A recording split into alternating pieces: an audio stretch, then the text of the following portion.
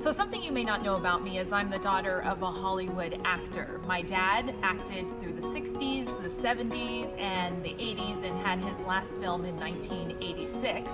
And his acting name was Lincoln Tate. His name that he was born with, James Kenelly, but most of the time we called him Lincoln Tate. That was his stage name. And he did a lot of spaghetti westerns, lived in Italy for 7 years, had a great time doing spaghetti westerns. His most popular one was called Acquasano Joe, and he looked like a Clint Eastwood. That was his look. He always looked really good in Western attire.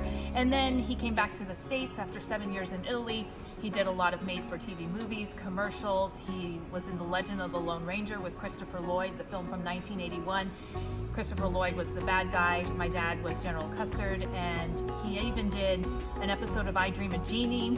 He was in so many things, a lot of them small roles.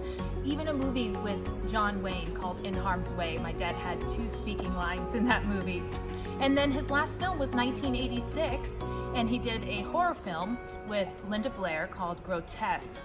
And then after that, he just got older and it was harder to find work, so he eventually got out of acting and went into real estate of all things. Even my mom did a little bit in the showbiz industry. She did a lot of hand and voice work for TV shows. So she has her hand and her voice in shows like In the Heat of the Night, the old series V, and because of that, she's part of Screen Actors Guild. So I've been blessed to be able to go to the Screen Actors Guild Awards in Los Angeles, where we're from.